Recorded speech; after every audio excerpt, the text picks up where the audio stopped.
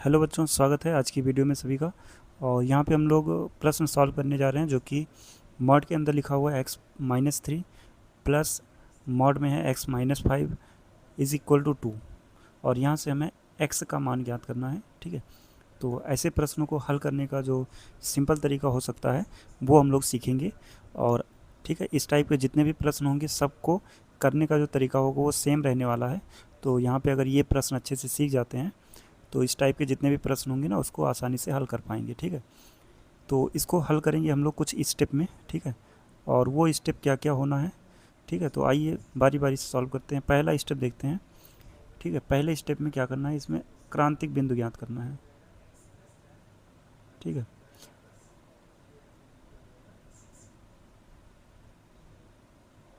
अब क्रांतिक बिंदु कैसे ज्ञात करते हैं, तो मॉड के अंदर देख रहे हैं x-3 है, x-5 है। तो एक बार हम अगर x-3 को इक्वल टू 0 कर दें तो यहाँ से x इक्वल टू आ जाएगा 3। ठीक है, ऐसे ही अगर हम x-5 को 0 के बराबर कर दें तो यहाँ से x बराबर आ जाएगा 5। ठीक है, तो x का यहाँ से 2 मान आ रहा है और यही क्रांतिक बिंदु कहलाता है। ठीक है, अब इन क्रांतिक बिंदुओं को अगर हम दूसरे स्टेप में ले चलें, ठीक है, तो क्या करना है, इन क्रांतिक बिंदुओं को संख्या रेखा पर बना लेना है। संख्या रेखा यहाँ पे हमने 3 को दिखा दिया, यहाँ पे 5, आगे चलेंगे तो इनफाइनाइट और इधर जाएंगे तो माइनस इनफाइनाइट। ठीक है, अब इन बिंदुओं की सहायता से देख रहे हैं ये संख्या रेखा कुल 3 भागों में बट गया है। ठीक है, तो ये 3 भाग जो है, इन्हीं तीनों भागों में से जो x का मान हमें ज्ञात करना है वो होगा, कहीं ना कहीं तो लाई करेगा, है ना। तो वो देखना है कहाँ पे लाई करता है। तो इसको समझने के लिए यहाँ पे तीसरे स्टेप में आते हैं। और तीसरे स्टेप में यहाँ पे हम 3 केस या कि हाँ 3 केस बनाएंगे। ठीक है, तो तीसरा स्टेप लेते हैं और इसमें केस नंबर 1 पे बात करते हैं, या केस ए ले लेते हैं। ठीक है, अब ये जो केस हमने लिया है, ये जो संख्या रेखा ना 3 भाग में बटा था, पहले हम ये वाला भाग लेते हैं और इसको कैसे कहेंगे, ये लेस देन 3 है। तो यहाँ पे x का मान लेस देन 3 मान लेते हैं। ठीक है, x का मान हमने लेस देन 3 केस ए में माना है। अब जो समीकरण दिया गया है इस तरीके से x-3 plus x-5 equal to 2 है। तो जैसा कि हमने x का मान लेस देन 3 लिया है, तो यहाँ पे अगर हम x का मान 3 से छोटा रखते हैं तो इस मॉड के अंदर जो वैल्यू आएगी वो माइनस में आएगी।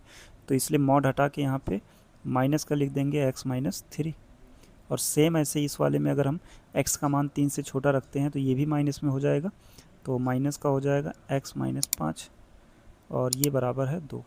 ठीक है, अब माइनस को अंदर भेज देते हैं तो माइनस एक्स प्लस 3, यहाँ हो जाएगा माइनस एक्स प्लस का 5 इज इक्वल टू 2। एक्स और एक्स को ऐड करेंगे तो ये माइनस का 2x बनेगा और 3 और 5 मिलके 8 इज इक्वल टू यहाँ रहेगा 2। ठीक है, माइनस 2x, वैसे 8 को इस तरफ भेजते हैं तो ये हो जाएगा 2 माइनस 8, यानी कि minus 2x is equal to minus का 6 बनेगा। और अगर हम इस 2 से या माइनस 2 से इसको डिवाइड कर देंगे तो x इज इक्वल टू आ जाएगा प्लस का 3। ये आया x का मान। ठीक है, अच्छा यहाँ पे देखो हमने कहा था कि x का मान क्या है, लेस देन 3, और यहाँ पे x का मान क्या आ रहा है, 3 आ रहा है। ठीक है, तो ये कहेंगे कि लेस देन 3 के केस में जो हमने ये संख्या रेखा बनाया है, जब x का मान लेस देन 3 है तो इस वाले अंतराल में x का मान संभव नहीं है, क्योंकि जब हमने x का मान लेस देन 3 लिया तो यहाँ x इक्वल टू 3 आ रहा है, लेस देन 3 नहीं आ रहा है ना। तो उस हिसाब से इस अंतराल में x का कोई मान नहीं हो सकता है। क्लियर हुआ। अब अगला अंतराल ये वाला है और उसके बाद ये वाला, ये तीनों अंतराल हम लोग को चेक करना है। तो पहले अंतराल में हमने देखा जब x का मान लेस देन 3 है तो उस केस में x का मान संभव नहीं है। क्लियर है। अब आते हैं दूसरे केस पे, केस बी। ठीक है, और इस केस में हमने x का मान देखो यहाँ 3 और 5 दोनों है ना, तो ये कह लेते हैं कि जो x का मान है वो 3 से बड़ा है और 5 से छोटा है। ये दूसरा केस। अब इस अंतराल में देखते हैं x का मान क्या आता है। ठीक है, तो समीकरण याद होगा, समीकरण यही हमारा x-3 plus x-5 is equal to 2। अब सोचो यहाँ पे x का मान हमें 3 से बड़ा और 5 से छोटा रखना। अगर 3 से बड़ा मान यहाँ रखते हैं तो इसके अंदर पॉजिटिव हो जाएगा, मॉड को हटा देंगे और पॉजिटिव में लिखेंगे x-3। और ऐसे अगर हम x का मान यहाँ 5 से छोटा रखने वाले हैं तो 5 से छोटे में ये माइनस हो जाएगा, तो माइनस रहेगा x-5 और ये बराबर का है 2।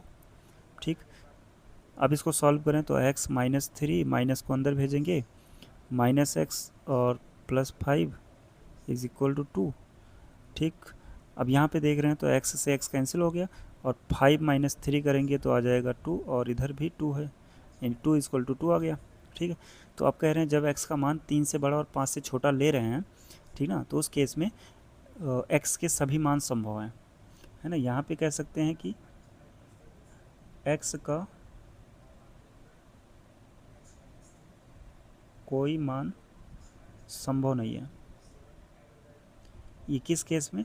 जब x का मान <3 है तब, उस केस में x का कोई मान संभव नहीं है। तो यहाँ से कह सकते हैं कि x का मान संभव है, यहाँ संभव है। ठीक है, अब आते हैं तीसरे केस पे, केस नंबर सी। ठीक है, और तीसरा केस ये होगा, देखो नंबर लाइन पे हम लोग आ चुके हैं। यहाँ पे ये वाला अंतराल दिखा रहा है कि x का मान यहाँ पे संभव है। आते हैं अगले अंतराल पे जहाँ पे x का मान हम लेते हैं बड़ा 5 से बड़ा। ठीक है, तो इस केस में जब x का मान 5 से बड़ा है तब इस समीकरण में आते हैं। अगर यहाँ पे हम x का मान 5 से बड़ा रखते हैं, या कि हम समीकरण लिख लेते हैं पहले, x-3 plus x-5 equal to 2। अब यहाँ पे x का मान अगर 5 से बड़ा रखते हैं तो ये पॉजिटिव रहेगा, x-3 ऐसे लिखा गया पॉजिटिव में, और ये भी पॉजिटिव ही रहेगा, x-5 इक्वल टू 2।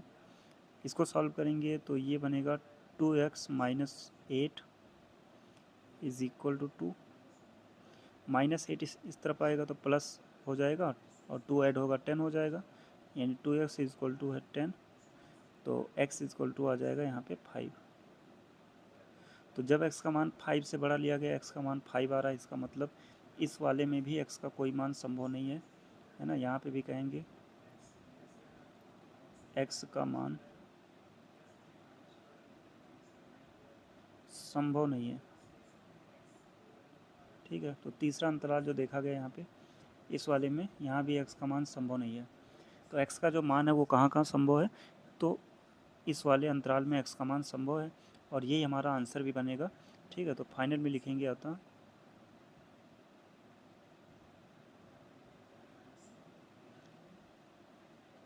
x का मान